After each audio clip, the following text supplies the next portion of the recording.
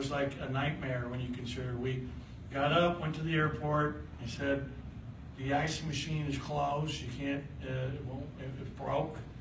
So then we had to drive back. We saw accidents leaving the airport and going to the airport because it was so icy and snowy. We decided, well, we're gonna go tape and practice here because I don't like to practice more than 24 hours to game time. Right when we were getting ready to start our stretching, all tape. The bus people called, said, you better get on the road now, they might close the road. So we then said, hey, cut your tape, we gotta go get on the bus. And then it took a long time, 5 hours. We obviously had a big ordeal with witnessing an accident and helping a very nice lady out of a dreadful situation, and was really, felt like that was a sign. She had a big cross on her chest, and if you'd have seen that happen, you'd have thought there was a good chance she wouldn't have been able to walk from it. And what a nice thing to have that miracle happen, and for our group to be able to be there and help her right away, because we were worried about that car exploding the way it was smoking when it was turned upside down. You've been coaching for a while. Have you ever had anything like that ever happen?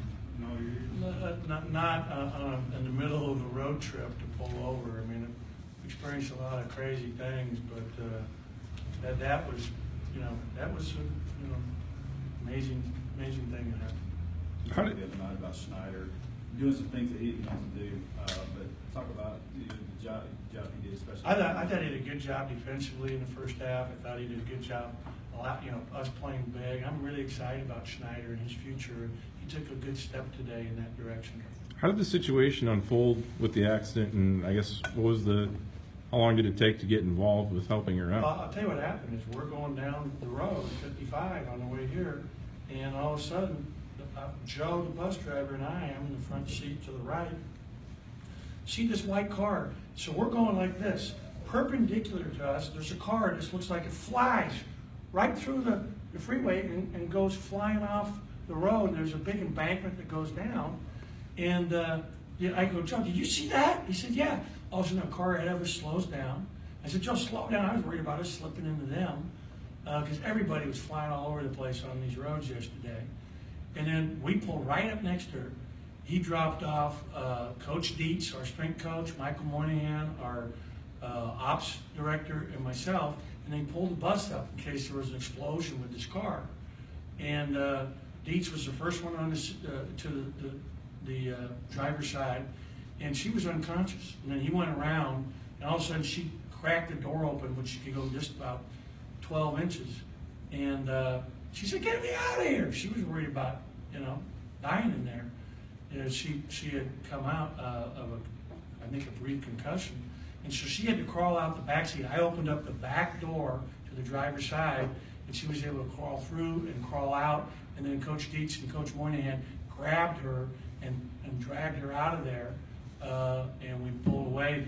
And we had a bunch of other players that were coming. A bunch of my assistants. I said, "Get back in the bus," because I was worried about other cars doing what she did.